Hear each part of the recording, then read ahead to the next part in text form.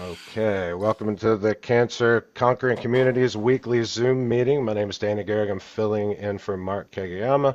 Once again, he's in a temporary leave of absence. I survived non-muscle invasive bladder cancer in 2025. It changed my life, and I became a professional advocate. So this week's presenter is going to be Georges Cordoba, a holistic health and prevention coach. I'm looking forward to everything he has to say here. If everybody remember to keep your mics muted, and we'll save the questions for the end. We'll do a little Q&A, and I'm going to pass it to our moderator, Lahia. Thank you, Lahia. Good morning, Danny. I'm so glad to be today here again, and these meetings are such an amazing moment for me, very meaningful moment for me every week. Today we have Georges. It will be an amazing. We are gonna learn a lot. So we also have Boyd today. So Boyd, can you introduce yourself? I'm wearing all Disney gear. Two-time survivor of acute myeloid leukemia, all the way back in 2011, which is a very aggressive form of blood cancer. George's message is going to be right. I'll just leave it at that. Some of the highlights, I guess, 18 marathons post-cancer treatment, 18 trips to Disney. Amazing. We're going back to Disney on Tuesday. So what else? I helped co-moderate this meeting for a couple of years, and when the time was right, I felt like it was important for me to step away to allow other people to learn and grow. And this last And fall, you're a champ. come back. You're a champion.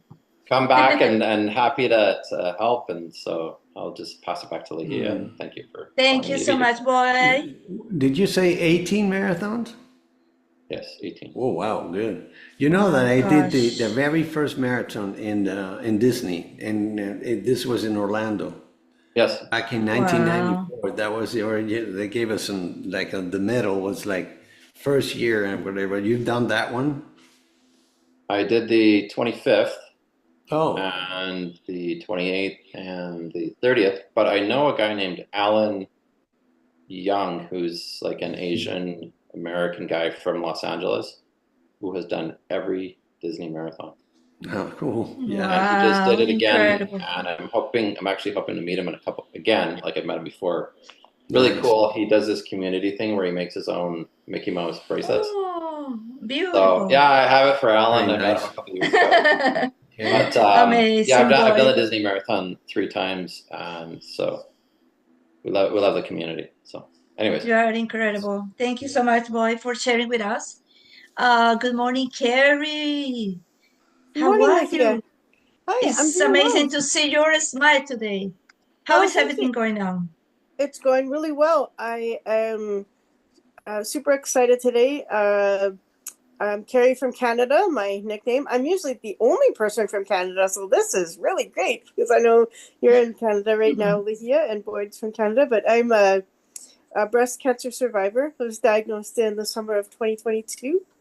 And you name it, I've had it for treatment and still no evidence of disease for over a year and a half. So I'm really grateful for that. I connected with Mark and Lahia this past April, and I haven't looked back. I love our community. And I'm also the mom of a wonderful special needs teen. And so I try to advocate for other families who are raising a child or young adult with complex mental health challenges. And I'm super excited today because later on today we have a meeting with the publisher for our book project, our Cancer Conquering Community book project. So I'm super excited about that. And really, really excited to hear Georgia speak today. So thanks, everybody. Yeah, and so I many promise things. I've also been, if it's okay, I've also had the pleasure to speak with Wanchiku on Messenger over the Christmas holidays, and I noticed she's just joining in, so I promised that I would say hi to her. So hi, Wanchiku. So that's fantastic because she's all the way from Kenya. So thanks, everybody. Yeah. And hi, Wanchiku. Hi, Thank you so Wanjiku. much. Welcome. Good Hi, morning, Washiko. Chiku. How are you? I'm It's great to have you today again. Wow, I was waiting for you, to be honest. How is everything going? Hello. Woo! We can see you now. Okay, everybody can How is see you. everything I've going just on there? everything is okay. I'm feeling good. Still going on nicely, nothing much. It's Sunday here in Kenya, very hot. It's so hot. Oh, Yeah. And the mangoes are in plenty. Yeah, we are having good time. I'm glad you are all okay. I'm glad I've joined the meeting. Thanks, Kerry. thank you so much, Juanjico. It's an honor to Yeah, have you today, as always. Thank you for being here and welcome. for sharing with us. And Uh, finally, okay, so Mark always say to me that I introduce myself. Even when you know me, I am Ligia Chacon. I'm a passionate teacher, and I'm also an education coach and advocate for mental health. I'm a black belt in Taekwondo, and I am a fan of this beautiful community. And I always grateful to Mark and all of you to let me be here today. Good. So, Danny, Well, yes, ma'am. Thank you very much. I can hand it over to George's if you want to go ahead and get started, sir. Yeah, sure. Well, thank you for inviting me to speak once again. And for me, it's always an honor to share some of my story, part of my story, or today because we have time. I'm not going to take as much time as Chip did last week. This presentation will be about 25 minutes, 30 minutes, including a visualization for forgiveness that I want to share with you guys. But even though everybody here, we know each other, I'd like to say that back in the day, I lost my mother from cancer. On my Greek side of the family, when I was 4 years old, I lost my grandfather from colon cancer. Then about, I don't know, maybe before I was 10, I lost one of my grandmothers. All this is on the Greek side of the family. I'm half Spanish, half Greek. And so she passed of breast cancer. And later on, another sister of my grandmother died of also of breast cancer. Later on, my godfather died of lung cancer. He was a smoker though, and so forth. And the last person that I lost, it came to about 8 people. The 8th person was my dear mother, also from lung cancer. But for me, it was a deeply emotional experience. I saw my dear mom just really vanishing like a little candle. But before that, that's because she was already doped in order to like let her go away, pass away. Before that, it was a very tough, she was in pain all the time. I cannot just say, well, she smoked, that's what you get. But needless to say, my mom, and it was tough, it was rough. Now, all that emotional stuff that was creating got me sick as well, and I didn't know. And one thing that I like to share with all of you is that it is found that many of our chronic diseases, particularly cancer included, is not hereditary. What is hereditary is our lifestyle, what we do, and what we learn from our families. In many cases, Greeks are very, very, very emotional. And so there are components of our culture and our background, but we found out that none of the diseases are hereditary. In my case, in my family, there were different types of cancer. And 3 weeks after my mother passed, I was diagnosed with malignant melanoma, skin cancer, the toughest one. It's very aggressive. It is known as being as aggressive, more aggressive than pancreatic cancer. And so no one wants to hear they have cancer. That diagnosis for all of us here, and you know only hear from your mom. But if you feel, if you're the one being said, hey, you know, you have cancer, it's almost like life stops for a moment. You just, I mean, in my case, I was frozen. I was in my office when the doctor called me. My assistant passed him through, and I passed her through, and I heard the news. But the thing with melanoma is that it's very aggressive, and it started, if you can see in the screen, right here on top of my skull.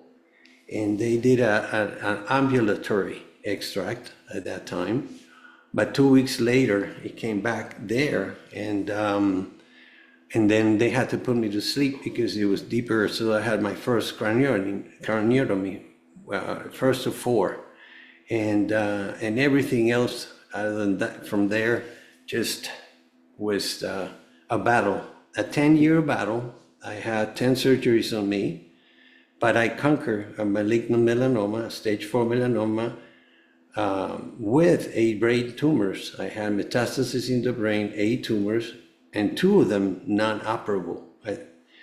So at year 8, frustrated of this vicious cycle of recurrence, surgery, treatment, remission, recurrence, surgery, treatment, remission, recurrence. On year 8, I had my second craniotomy, and at that point, they gave me this new chemo, quote unquote, that would penetrate the brain. So I took it, and by the way, at that time, my insurance was already topped out 3 years before. So we were broke, to say the least. We started to tap into 401ks, IRAs, college funds, just everything we could, so I could continue to go.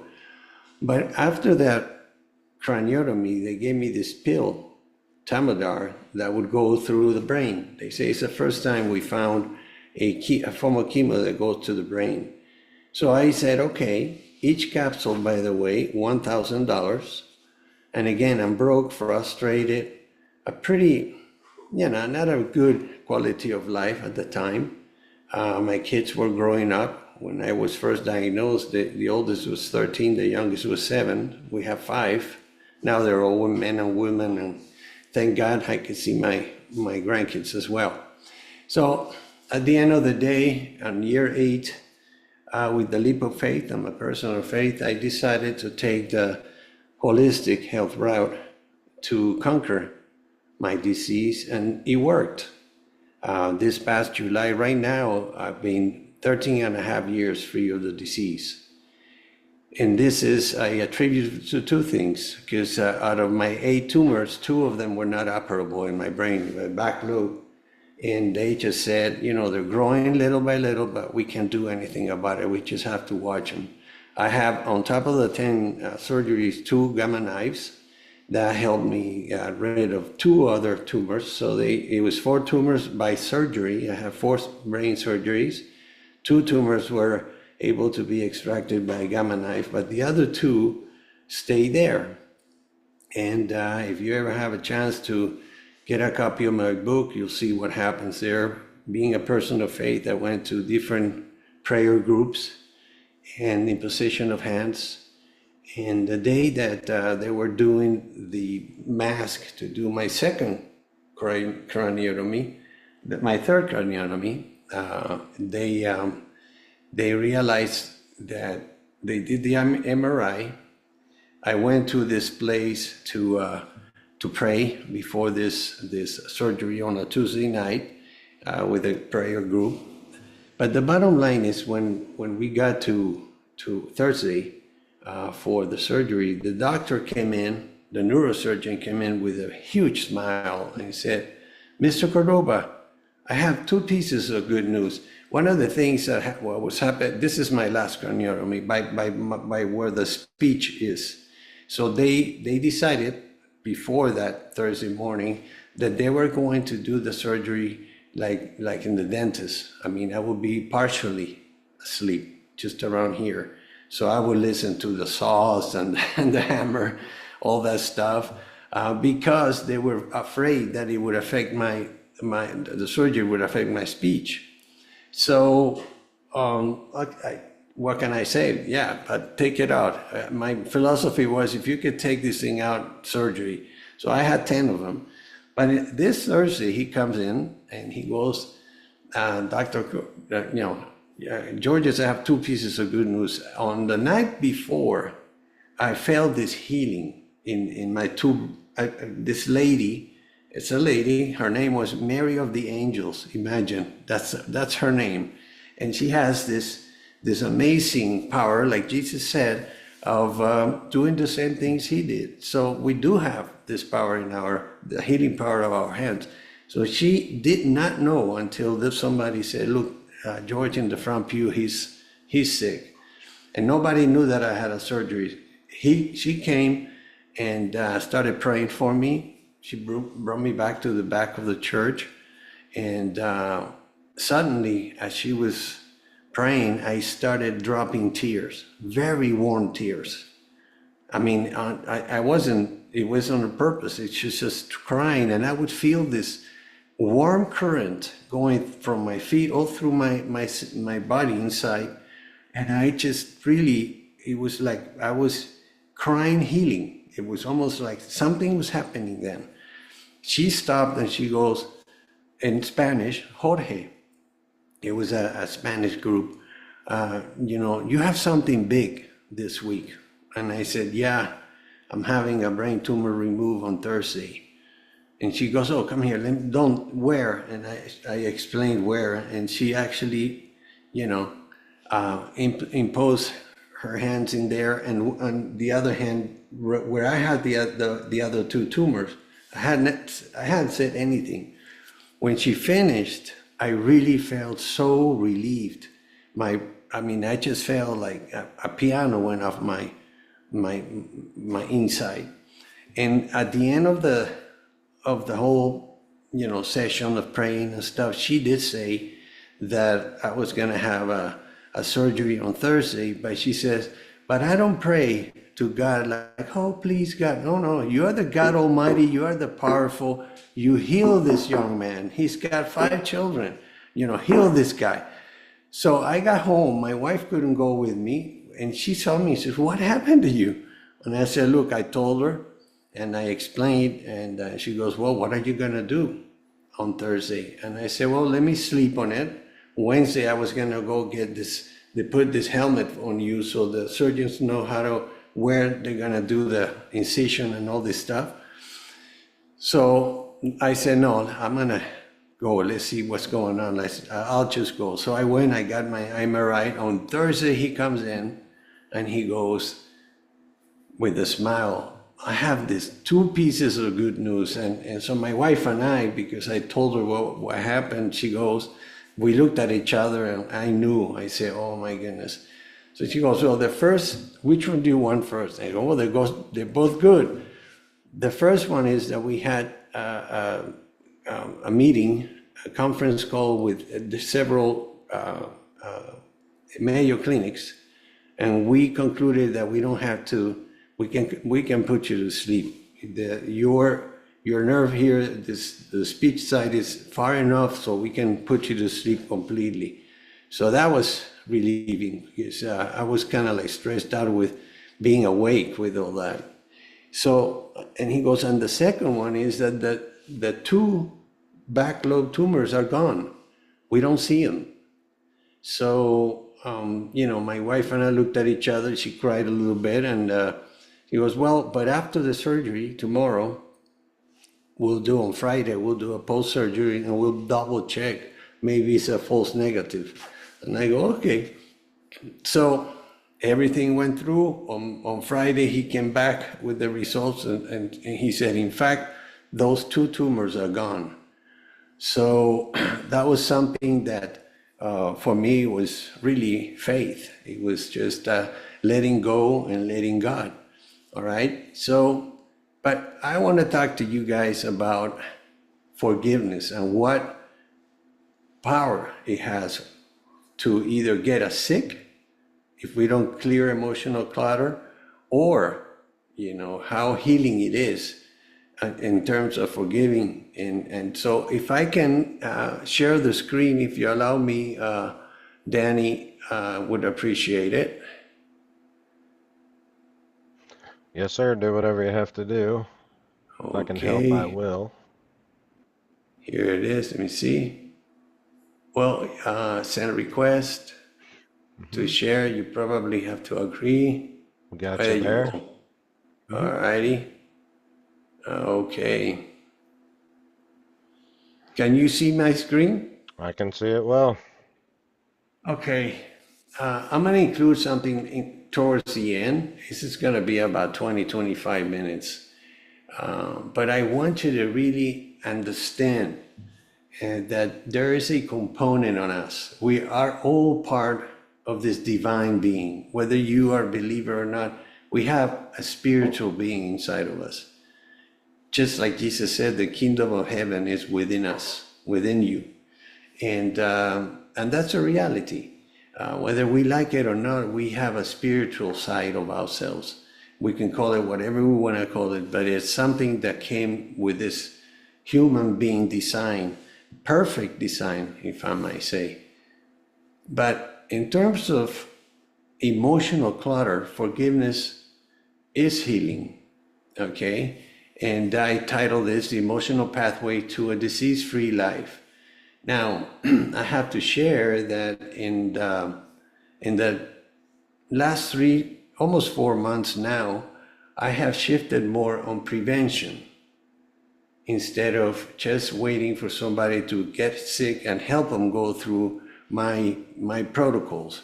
Which, by the way, originally I was a technology executive, chief technology officer. I studied computer science and worked for IBM for years, then Accenture, and then obviously I got sick and I fought the disease for 10 years. I have 10 surgeries on me.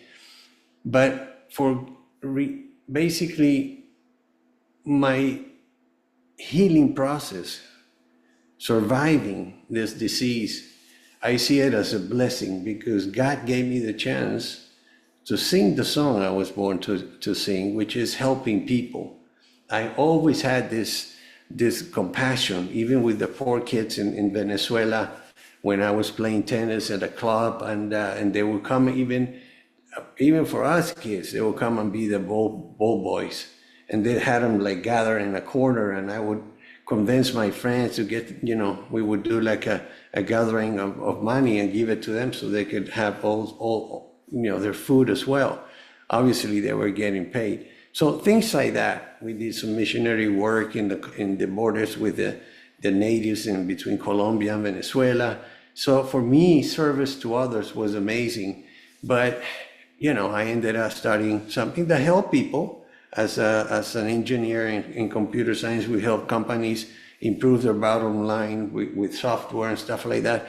But nothing like helping people. So at the age of 57. People thought it was like I got crazy with all this, craniotomies and these hammers that they did for me. But I decided with a leap of faith, not only, like I say, I stopped traditional treatments, and part of that I'll talk a lot about it. But at the age of 57 is when I decided to jump ship from being a CTO, Chief Technology Officer, to the health and wellness, and became a health coach, a holistic transformational coach as well, a nutritionist, a hypnotherapist, and also a Reiki teacher. My wife and I do some energy work, which actually all this stuff worked for me. When I took the holistic route, many things happened to me. And one of the things that I learned, one of my employees gave me this book on emotional intelligence. And there's some, I don't have I forgot the author, but I could share it with you guys on the group. But one of those chapters was about forgiveness. And boy, it just made so much sense to me. And so this is for you guys. And I'm going to give you a link of this that includes a little meditation that we're going to do live here. But some of you have seen this before. I presented before on the power of the mind. My acronym is HEAL. Honor your body's wisdom, empower your mind and emotions, align with Mother Earth's pharmacy or God's pharmacy, and live your best life in balance and radiance. I'm not saying that everybody needs to stop their treatments, but what I do with my clients is we work both until the client, if we're working long enough one-on-one, they realize that something is going on the other side and it's not really the traditional stuff. So they start getting into, wow, should I drop it? But it's a decision, it's a very personal decision. Now, many people ask me what holistic health is.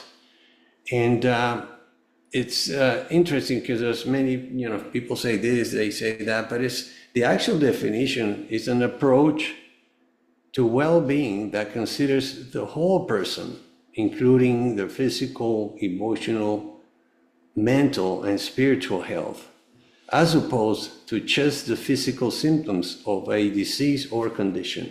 That's a big difference. I have to share that I did my physical 2 weeks ago, and because they have my medical records now in New Mexico, my whole experience was in Miami, Florida.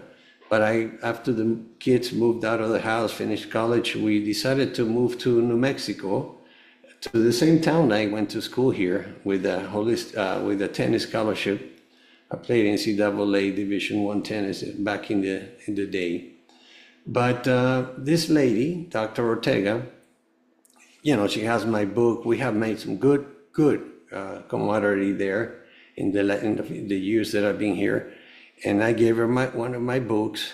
And but this time she asked me, "Hey, Georges, is your stuff covered by insurance?" And I said, "No, unfortunately not. Pharma and insurance companies, I have to say it like that.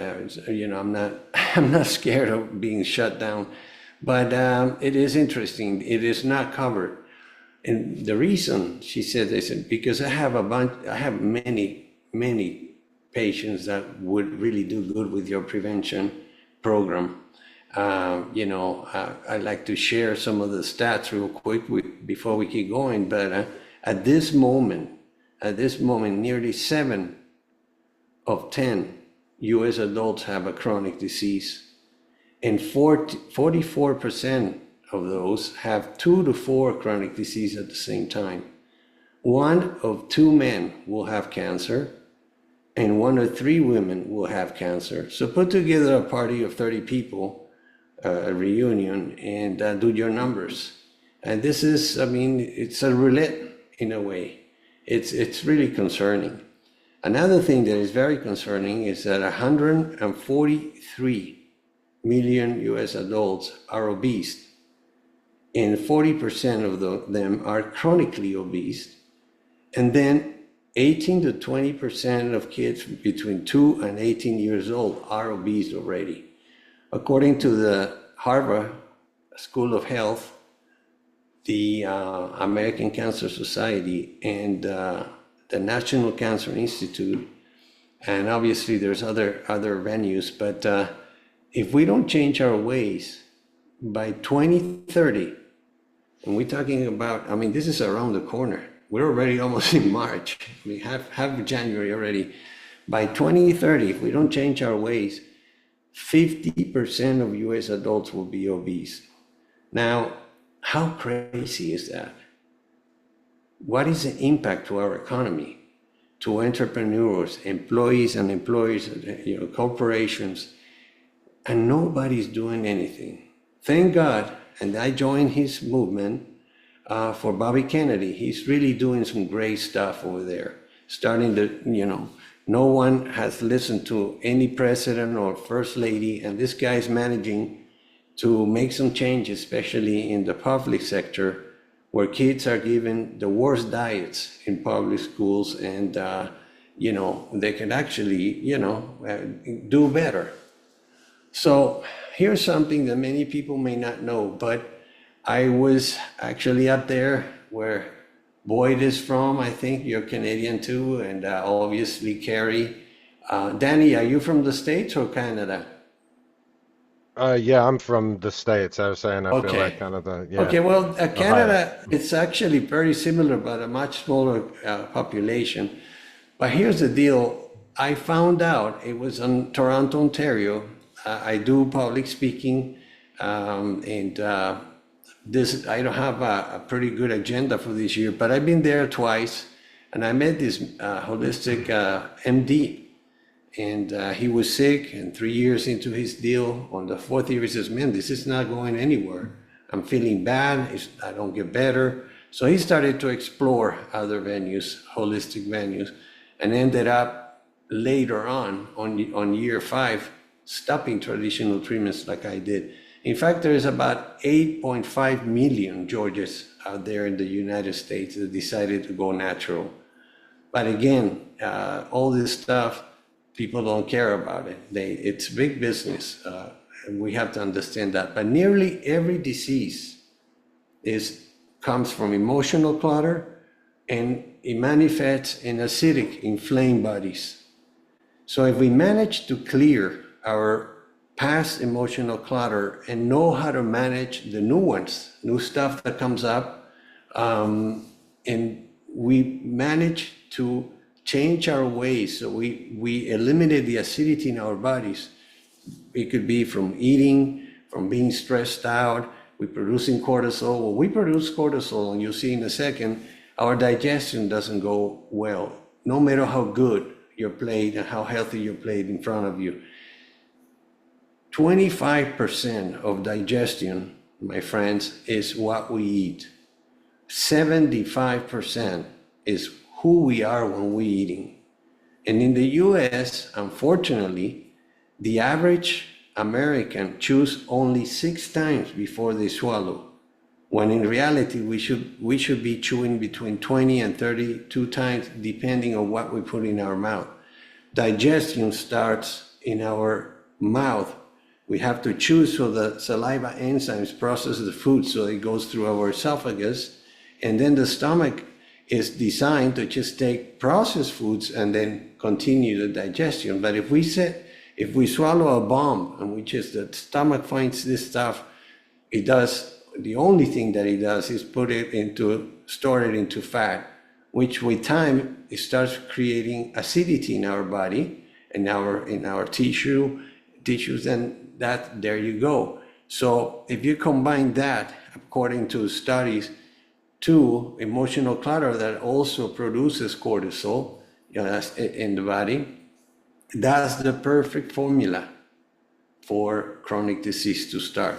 And that's the only way. There's no exceptions. All chronic diseases start in acidic bodies. So emotional inflammation, leads to physical inflammation, and that weakens our immune systems and opens the door to chronic disease. In my case, this was true in my life, and forgiveness was one of the most important decisions I made for my healing process. And I'll share a little bit of that journey.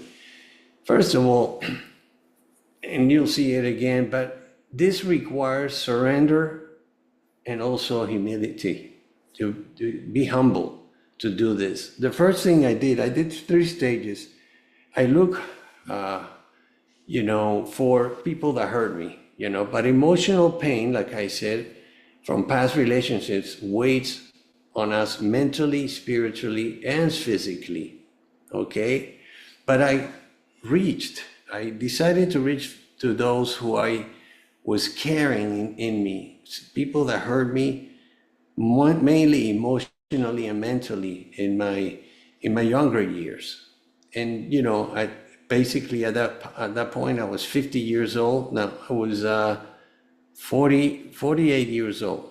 I was sick from the age of 42 to 52. But the bottom line is that I started reaching out for those who hurt me. And And I found them. And the funny thing is that none of them remembered. And I was carrying all this venom on me for all these years. But I remind them, and they say, oh, wow, I didn't know better, I'm sorry. They apologize, I forgave them. And you have no idea how I felt. Again, another piano off my shoulders. And so funny, something important to say, forgiveness didn't excuse what they did, but it liberated me from carrying that in my body. And that's really when my healing, I have to say, in my opinion, part of my healing started there. I had some issues at the time before I got sick with my wife. And boy, we went to this concert knowing all this stuff. And we just spent the whole concert crying and hugging, forgiving each other. That too was healing. So the second thing I did is I seek forgiveness from those I might hurt. We don't know better, we youngsters. There was a young cousin of mine that for some reason, I just continue to criticize him. And I just always wonder how that might have, hurt him in terms of his career. If people hurt me and he had an impact. And then a few, young ladies with maybe at the time that I reached them, but they were already moms and married. But I reached them all. I humble myself. Like I say, it requires humility, and they forgive me. Some of them say, "Oh, yeah, we were young," but just to feel that they forgave me again was amazing. It was just another piece of weight out of my internal being, and you're opening their room for healing.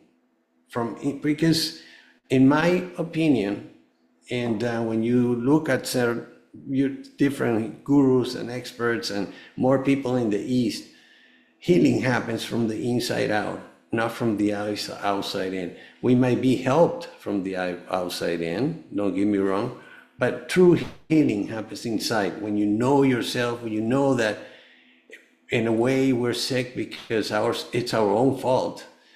So when we, and then I'll share this, but reaching out to those I have heard and asking for forgiveness became one of the most important healing decisions I made, and it really accelerated my healing journey, because I was on year 8. Don't forget, I still have 2 more years in my healing, but everything started to work. And the last one, and probably usually the hardest one to do, is forgiving yourself. Maybe we carry some self-judgment, some guilt, shame, self-blame, keep the body in a constant state of inflammation. If we don't realize this, but we're producing cortisol. Maybe we watch a movie and we remember something that maybe we didn't know better, but we did, or X or Y. We're human. We're prone for mistakes. There's no if or then. There's no question about it. So, but when I forgave myself, something powerful shifted. My mind and my heart and my soul aligned for healing. Once I clear this quote, once I clear my emotional clutter, once I forgave, asked for forgiveness, and forgave myself, I never, listen to this, my friends, I never had another recurrence. And I had plenty until then. My body finally felt safe to heal. And so, what can that do for prevention? When you teach somebody, hey, eat slower, change these ways, and then work through this holistic table, one by one, physical, emotional, mental, and spiritual. Because if one of those legs is missing, the table can't stand. What I found out with clients of mine is that they're often missing one more than one, like it was in my case. And so here's how emotions create inflammation. Resentment is stored physically in the body, for example, and we build tension, headaches, fatigue, chronic inflammation patterns. And again, remember, inflammation and emotional clutter is really what creates the farm, the environment for disease to grow, to start and grow and strive. Unresolved emotions activate chronic stress, cortisol overload, and systematic inflammation. We don't even realize this. It's almost like heart disease. Many people, they don't even realize that they're getting sick, worse and worse and worse until they get a heart attack. And there are ways to really understand how to prevent these things. Emotional wounds affect digestion, sleep, immunity, and hormone activity. And all this is managed through the vagus nerve connection. The gut, brain-gut connection, by the way, this nerve is the largest in our system. It goes from the head through our anus. And basically it's a communication. For example, hey, you know what?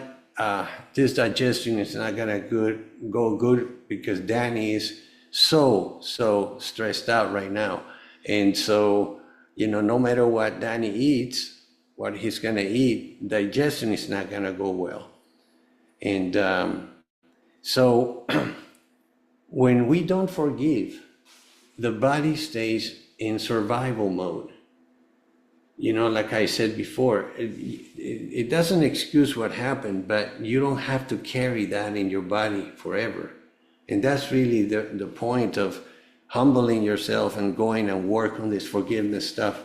It'll do tremendously for your overall holistic health. So no healing can occur in fight or flight situations. And we're talking about the vagus nerve. Fight or flight, it's really a reaction from one of the branches of our nervous system, the sympathetic system. We have parasympathetic, which is relax, dopamine, serotonin, and the sympathetic system is cortisol, is fight or flight. So imagine, talking about digestion, as a nutritionist, I can tell you, you may be having your best, nice, very, very, very nutritious plate, which by the way, is not vegan or keto. It's a balanced diet, good carbs, good proteins, and good fats. But you're doing that in a park and you see this mountain lion coming, charging towards you. You know it's coming to attack you. You have two choices: get up there and fight this beast, or flight out of there. The moment you decide to fly, your digestion freezes. And what the body does is naturally secretes adrenaline and cortisol. It goes to your bones and your muscles so you can fly out of there. But the frozen digestion goes to fat and inflammation, okay? But when you forgiveness moves the body back into rest and repair, relax and digest, as I say. Don't forget, 25% is what you eat and 75% is who you are, what you're eating. And by the way, this branch of the nervous system does not know if it's a mountain lion or if you had an argument with somebody, you stressed in traffic, whatever it is in your daily routine. So real quick here, I want to dare you, just practice for a minute. If you can identify one emotional burden you might still be carrying and feel where it lives in your body. Try that. Close your eyes for a second, and you don't have to say anything. Just, again, honestly, be honest to yourself. If there's any emotional burden that you're still carrying and where it lives in your body.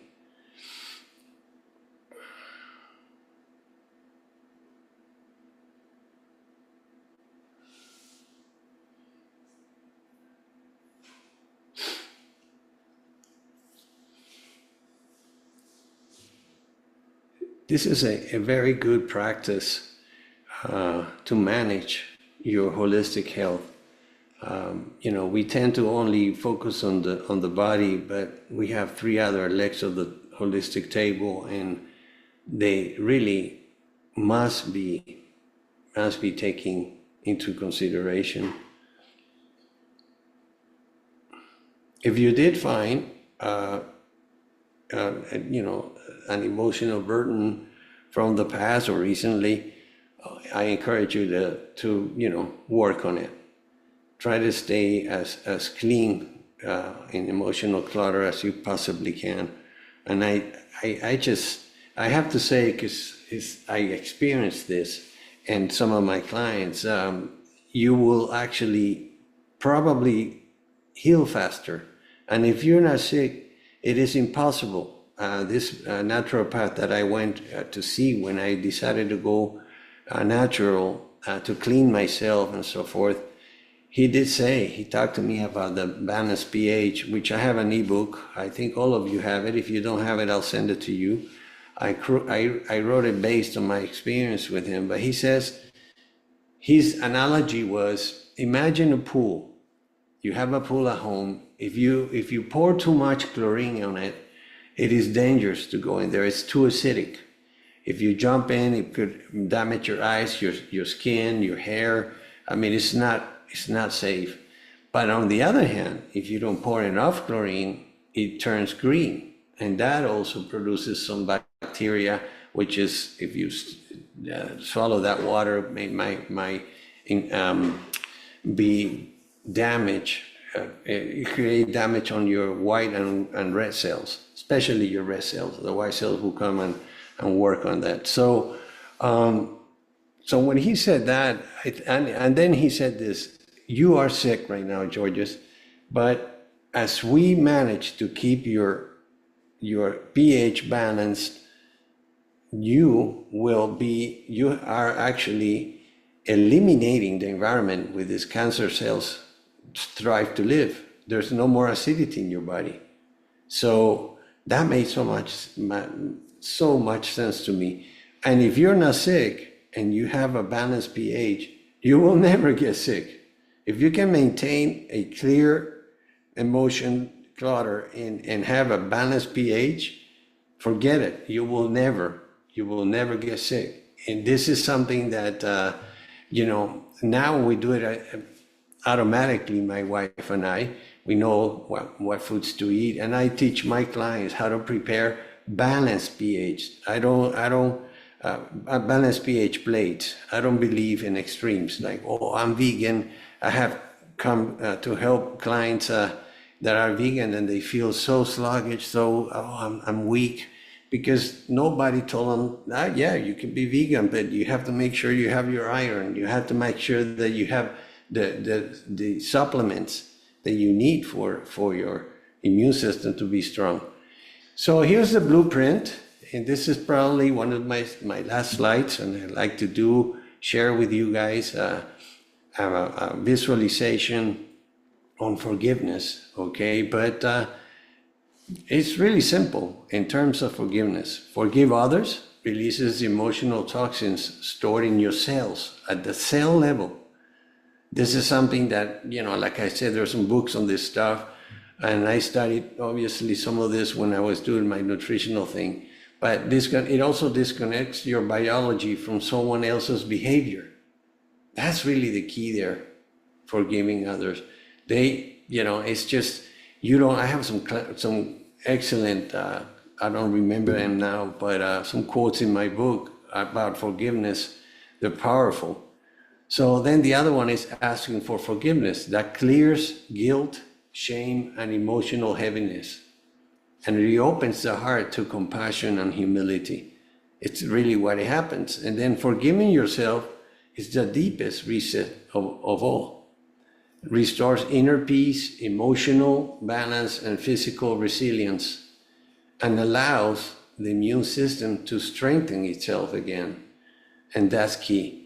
The thing is, it's really we ourselves basically weaken our immune system in many different ways. And that's really part of the reason why so many people are getting sick. Okay, so now I want to share this meditation. It's short, and after this we could just discuss a little bit with questions and like we always do, okay? But I want you guys to close your eyes.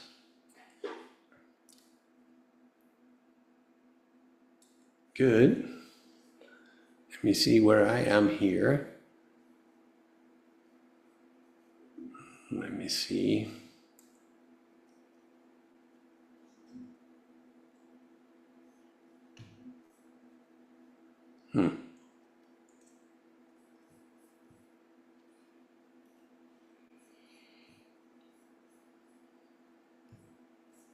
Can you see the screen? Yeah? Yeah, we can. Okay. Well, now it's And now I can see now we you. can. Okay. Yeah, we can see you. No, that's what I wanted, but you can see me, right? Hmm. Yeah, we can see Okay. you. So I title this visualization "Forgiveness as a Path to Healing."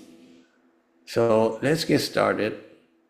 Like I said, I'll share a link of a workshop that I did that has this visualization in it. But close your eyes and take a slow, deep breath in through your nose. Hold it gently and slowly exhale through your mouth. Again, inhale peace and exhale tension. Allow your shoulders to soften, your jaw to relax. Your forehead is too smooth. Feel the weight of your body supported by the chair, the floor beneath you, and the earth itself. There's nothing you need to do right now, nothing to fix, nothing to analyze. Simply allow yourself to be here, safe, supported, held. Now, bring your awareness to the center of your chest, your heart space. Imagine a soft, warm light glowing there, a healing light, a compassionate light. With each breath, this light becomes brighter, calmer, more expansive. This is the space where healing begins. This is a space where forgiveness lives.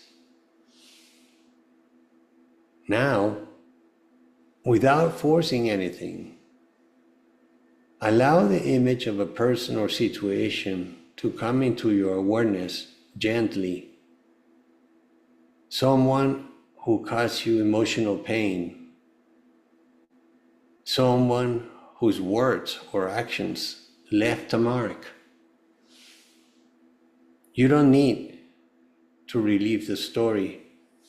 You don't need to justify what happened. Simply acknowledge the emotional weight you have been carrying. Notice how your body responds. Perhaps tightness, heaviness, a sensation somewhere in the chest, stomach, or throat. Now, imagine placing the burden into the right of your heart, into the light of your heart, right in the heart center. Silently say, I choose to release the emotional hold this has had on me. I no longer carry this pain in my body. See the light gently expanding, not excusing the behavior, but freeing you from its grip. And as you breathe out, imagine cords of emotional attachment dissolving, not with force, but with compassion. Feel your body becoming lighter, more spacious, more at ease. Now, shift your awareness. Bring to mind a moment, a time, when you may have hurt someone else through words, actions, or absence.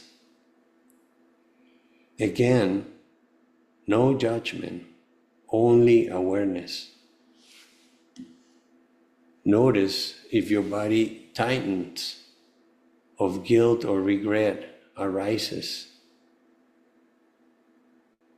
Now imagine the person standing before you,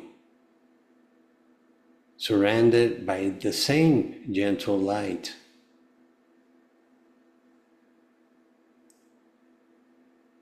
See them looking at you with understanding, with humanity, with compassion.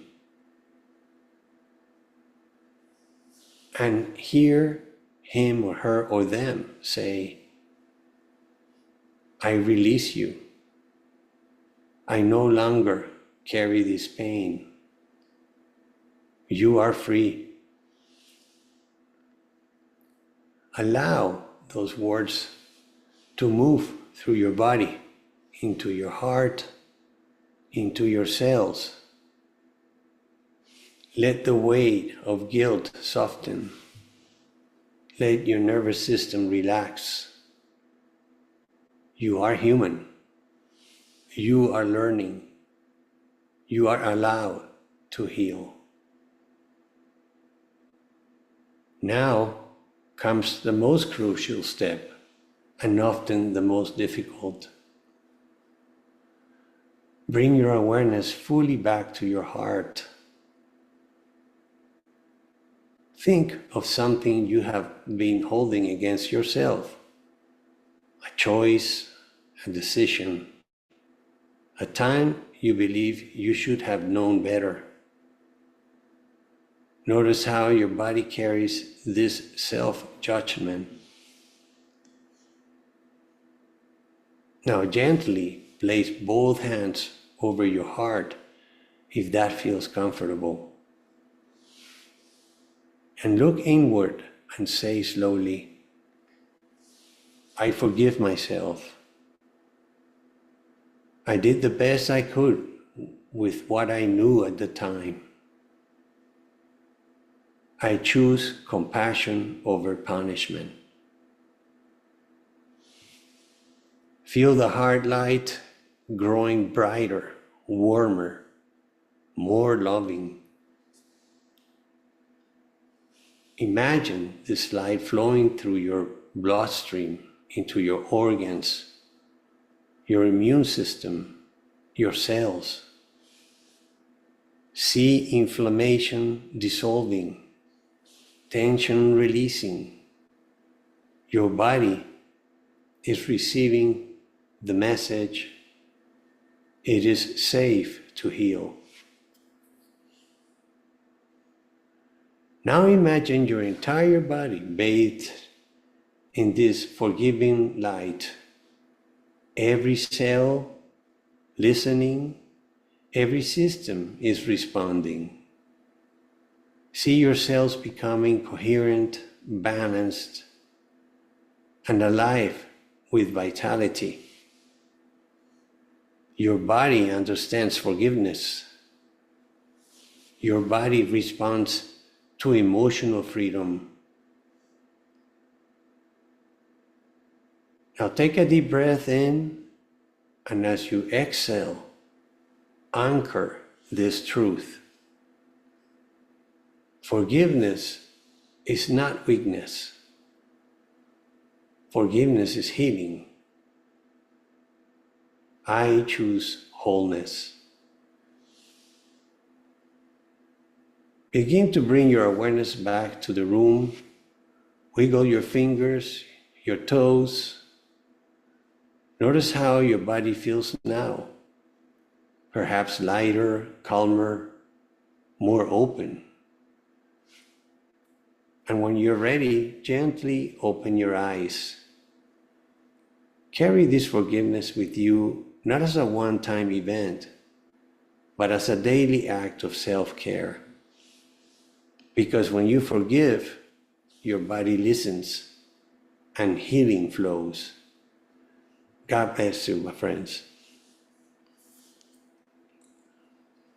Wow, thank you so much, Georges. That was amazing. It's incredible, very relaxing. I needed that. Beautiful. I needed that right now, Welcome. sir. I've just I needed it this week. I just been pent up a little bit. It makes a lot of sense. I wanted to, I always heard, forgiveness, of course. I've gotten really good at it after cancer, but forgiveness, in my opinion, of course, doesn't always mean that you have to be around a person. And I thought that was like an important thing. I think that kind of plays to what you said. It's about our forgiveness and our oneness. Mm-hmm. And keeping things, I've lost over 100 pounds. I lost 100. My wife lost 120. I lost about 100 when I got cancer. I was an alcoholic, and I was just doing a self-fulfilling prophecy of death due to all of the reasons that you were talking about there. And with a little bit of work, this is my second year. I got sick in 2023. I got one more year of therapy, and slowly I'm leaving cancer. It consumed me for so long, and now that I'm walking away from it, it's this weird. I'm gonna call it a home. It's like I'm gonna miss it. Because I actually changed my entire life. I was a plumber. I Yeah. turned into a public speaker and bladder cancer, professional bladder cancer advocate, and all I care about is helping people. And Mm. I used that to actually heal, and then it was kind of hurting me for a while. So now that I'm walking away from that cancer, I'm figuring that out. So thank you Yeah. so much for that. Lahia, do you have anything to say? Beautiful. Yeah, I would like to ask Georges, for example, when we are talking about healing, was there a time when you thought that you really forgive this person or those people, but definitely you realized that the forgiveness process was not complete? Well, that's a good question. One of the things that happened, and Danny kind of mentioned it, is that one of the persons that hurt me, that I remember hurting me when we were in tennis tournaments and stuff, it was a psychological type of abuse, had passed. So I wasn't able to maybe, contact them. I tried and I found out that he had passed away. And so what I did is I did like a surrogate, let's say, process where I closed my like a meditation, and I saw myself young. It's just I saw the images on that, and I forgave the guy, and I just felt the peace. When you, and you just hit a great question. When you go and forget somebody or you ask for forgiveness, you are releasing the clutter in you. Whether that person forgives you or not, you asked for forgiveness. That act itself, it's the releasing of what you're carrying, the venom that is in there, and vice versa. And then when you do it to yourself, it's if you're humble and honest to yourself, you may say, I might have hurt my sister, my brother, a friend of mine in school. You never know. But so it doesn't matter, and that's why your question is great. If the person really either didn't remember or just say, well, but you went and you say, hey, I forgive you. So that's it. That is enough with you to release that weight that you're carrying. Go ahead, boy. Thank you so much. Yeah, I Thank know. you, Georges. You. So Georges, I think you and I just need to have some talking time after this, because a lot of this just really resonates. I'll try it. Gosh, see how quickly I can do this.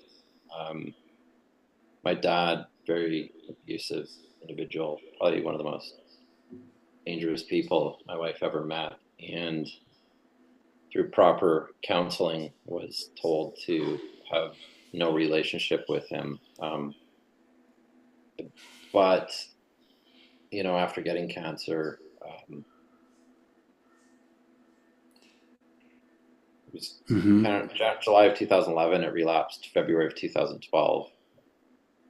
I had a vision of Jesus being flogged before his crucifixion, and actually had a supernatural encounter, get the cancer out of my body. And we then went out to Vancouver to see my family. I'm originally from Vancouver. I don't know if Carrie even knows this. And while I was there, I forgave him. And it was a long process of continuing to forgive, and then he would do something really stupid and having to cut him off, like over and over and over and over and over again. I think the last attempts at communication with him were around 2014. When we went out to Vancouver in 2013, just for one example, was give me $500 to renew my real estate license or I'm going to kill myself. And that was his low tier of bullshittishness. And so he passed away in January of 2022, and the most amazing thing happened. I had a dream that a saint was being promoted to glory, and I was inside the Grand Ole Opry. And then it was very interesting. My sister called me a few hours later, and she's like, "Our dad is dying." I'm like, "That guy out of all the people?" And because of advice and counsel I was given, I didn't call him. I didn't talk to him. I didn't say goodbye to him. I just knew that he was good with God. I knew he had reconciled with God, and he was able to do a last rites prayer. And I believe with everything within me, he's in heaven. And as my wife and I joke, there's stories in heaven of people at different tiers. That guy's probably in the lowest possible tier. But to continue with the healing journey, my wife and I did 2 years of Celebrate Recovery, which is a Christian version of Alcoholics Anonymous, just letting go of hurts, habits, and hangups. And for me, it was a year later that I was actually able to release the emotion. And so sometimes forgiveness, I told him to his face, I forgave him in 2012. I told him to his face in 2014, I'm never talking to you again. But these letters that you write to people, I was in a group session of just talking about it, and then it was safe enough for me to release the emotion and to cry and to weep. And the one thing that was really, really, really cool last year, George, is, I don't know if you follow me on Facebook, we went to Nashville, Tennessee, and we went to the Grand Ole Opry. We were there. It was like something he always wanted to do. And gosh, and then I found a hat that said, "Will the circle be unbroken?" And it just kind of wrecked me. And so, anyways, I know he's in heaven. I know he was a horrible person. I've let go of that expectation of there being something different or something better. But I just thank you so much for today. You weren't even a little bit wrong. You weren't even a little bit off.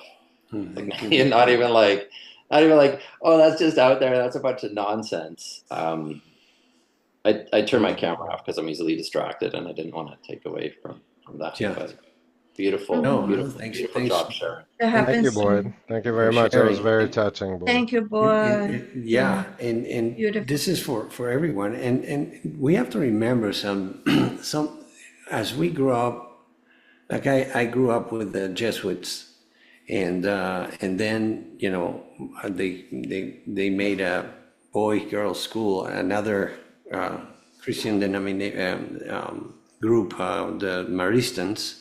They're more like Marians. that they're not priests, they're brothers. But we inevitably, no matter what denomination, we get some fear-based dogma, which is not. God is love. This source that we call God is love and mercy. So, when I talk to folks, I'm a hypnotherapist too, that have gone through suicide in their life, a relative, a son, a brother, they, because of this upbringing, it's, oh my goodness, all of us are part of like, remember the prodigal son. There is actually, a party up there. There's always forgiveness. The forgivers of all is God. Look at Jesus, like you've said. I mean, that guy right in the cross was saying, forgive this, because they not know what they're doing. And it's not our problem. Like what I told you here, we do the act, and then it's up to the other person, but you released, Yeah. So. Can I just comment real quick, and then I Yeah, will please. Yeah. Really, really important. Two things, Lydia. One, how they respond is not your problem. But two, use the brain that God gave you, that not every conversation is a safe conversation to talk to them. You do not have to talk to every person. Mm-hmm. You do not have to go to that person and be like, oh, I'm so sorry. Like, Exactly. to quote Will Ferrell in one of the movies, it was F that, SHINT. There is not a scenario that every single time, because there are scenarios where people that have a heart of reconciliation or kindness tried going to an abusive person to bring reconciliation, where there's not just gaslighting, there's been physical violence and people killed. Absolutely. And so understand, and if you don't get it yourself, go to somebody else who's wiser than you, counsel, and say, is this a safe thing to do? Because if it's not, just write the whatever, right? You write the note, you don't mail it to them.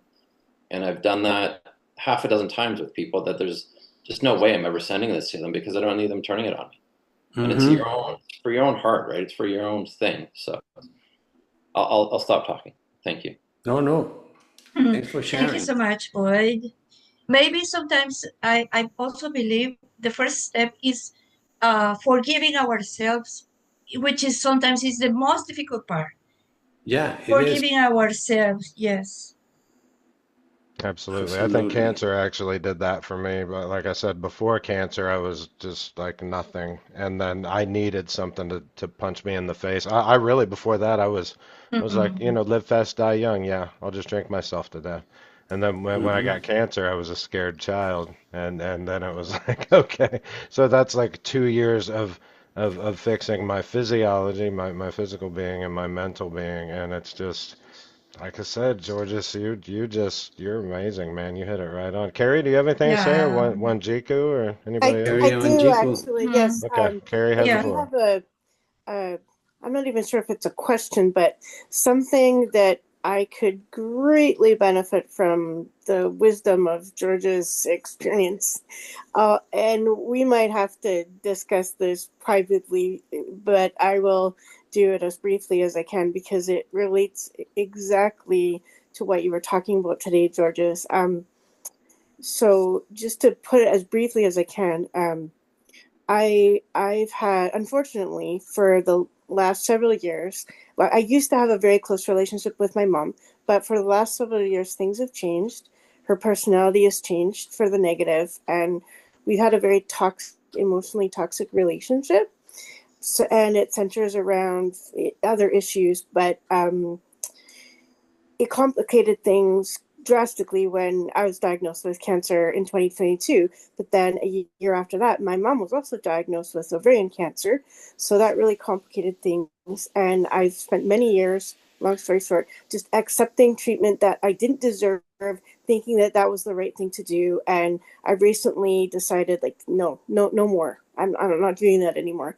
And so now, to further complicate things, my mom has just had a recurrence of her ovarian cancer. So we were almost at the point of estrangement over Christmas, and she can't demonstrate to me like any sense of insight or any sense of being able to say an apology or anything.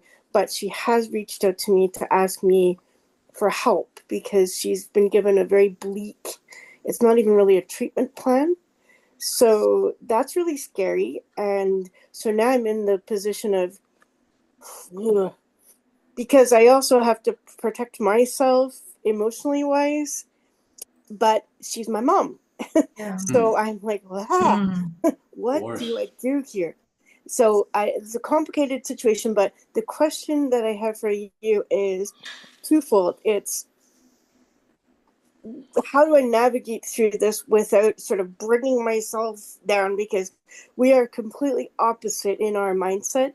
I'm very positive. She is very negative. So that's not good for me in general. And then the other question is just based on your experiences, and this will be the one we'll have to talk about at another time, if you have any knowledge or any resources or any other ways of trying to figure out alternative treatments for her. And I can give you more specific information of her situation, but pretty much she's been told, we can't really do anything. You have about a year. And I'm like, oh no. I got her to the point of being willing to not just accept that and being open to the idea of exploring other options. So, but for the forgiveness is very difficult because there's been so much hurt. And for right now, I'm just kind of putting it there, pushing the pause button and trying to deal with the immediate situation of her recurrence. So it's a lot. So that's where I'm at. Help. Yeah. Yeah. Human beings are complicated sometimes. Very. Yeah. Right? Now, here's something that I my 2 cents of that. But don't forget what it takes. It takes humility, which is power. He who humbles himself will be raised, and vice versa. He who raises himself will be humbled. But as you are aware of that, and Boyd shared about his dad, you with your mom. With me, it was with my dear mom. And in my case, I share with you guys, she passed in 2002, 3 weeks before I was diagnosed. And up until 2 years ago, I had never had a dream of her. And I went to this shamanic retreat with actually an Apache from great grandson of a Geronimo here from New Mexico. And it was a wonderful spiritual retreat. They're very spiritual. They have a amazing way of connecting to the source. They call it the divine. And when I told him, he looked at me, he says, well, it's probably, because I said, she was amazing. I mean, he said, it's probably something that could have maybe happened when you were in her womb. And so you're going to have to work on forgiveness. And at some point, something is going to come to you.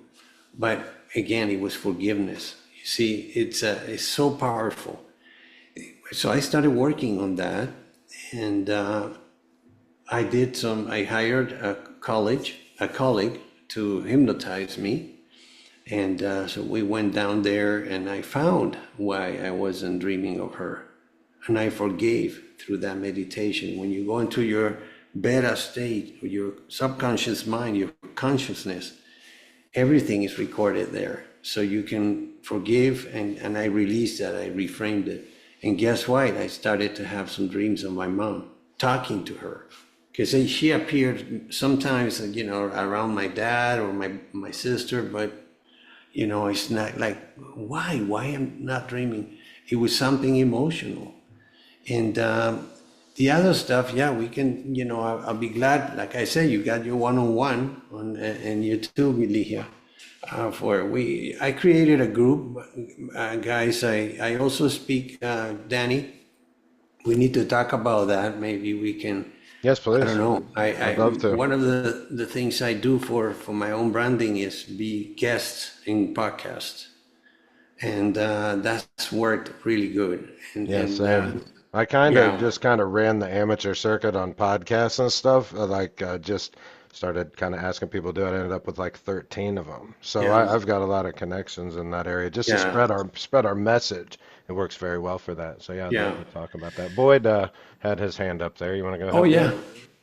yeah. Yeah. So, George, I just want to jump in, and this is back to Carrie's question. Carrie, this is really important. So, just this morning alone, just this morning, with my mom, we've got my mom who's still alive. We've got my in-laws, and there's a song by Kim Mitchell called "Ready, Willing, and Able." Right? Remember that? Because I'm ready, willing, and able. So we do not Boyd. we do not do business with idiots.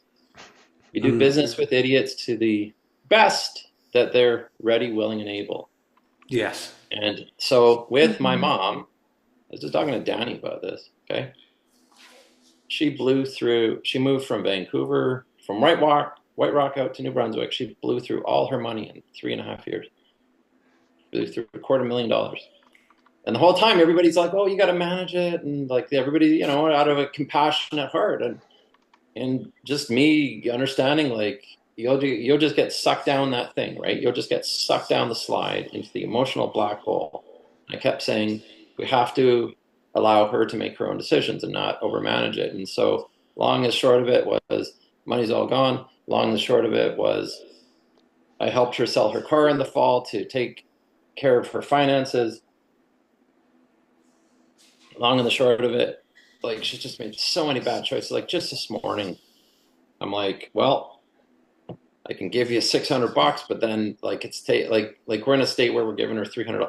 Anyways, long and short of it, what I'm trying to say to you is that you manage it to the best of their willingness to work with you with what works within your boundaries. And if she is not, like, George's is not wrong, and talk to George's and spend time with George's and release her emotionally and forgive her emotionally and let that shit go, Yeah. because she will drag you down into her Yeah. pit. And Absolutely. if it doesn't kill you now, it will in 3 years. And so the constant message of forgiveness with me is just as much boundaries, and it's just as much, well, we'll see. But, this is my mom.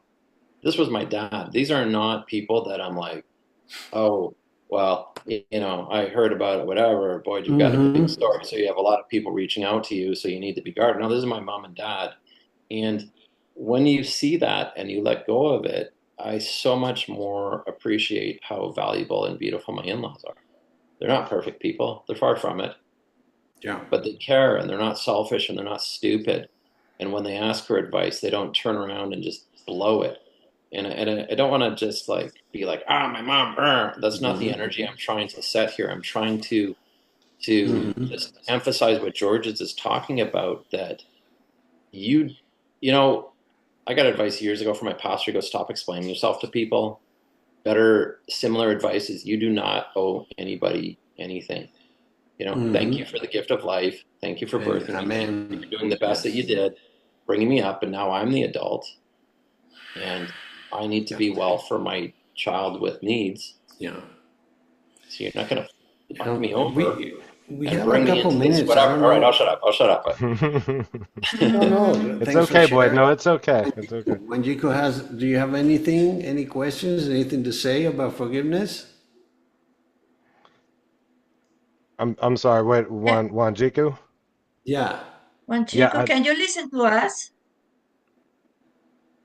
I'm not sure. Um, She said she was gonna go clean and okay, well probably yeah, if you don't have yeah. anything left to say, Oh, I just want Georges. to say that I share the link to the workshop. It's exactly what we went through, and it has the meditation inside. So, and it's about a 25 minutes, like today, 25, 30 minutes. I went a little longer with my story over, in the workshop is a lot shorter. But here I see you guys as brothers now and sisters. I've loved this openness that we have here. Yeah, I yeah, wish this the was a world really was like good, this, Yeah. good session for that. Yeah. Yeah. Georges, Yeah. thank you Thank you so so much. much, Georges. I put my email and my link tree in there, Georges. You get a hold of me anytime, okay? I'm a full-time advocate. I got my fingers in a lot of pies. To speak back just for a second on you, Carrie, please, if you ever want to get a hold of me. My father died in 2020 of colon cancer. He was the worst bastard that this world has ever seen, and I had to bury him because my mom was just as toxic. And when I did, then I got cancer a couple years later, and then I realized that I had to do this for myself because my parents were toxic from way back. That's the thing. There's a cycle with that. Yes. And Yeah. Boyd and Carrie, it's my mom, it's my mom. Well, there's a certain point.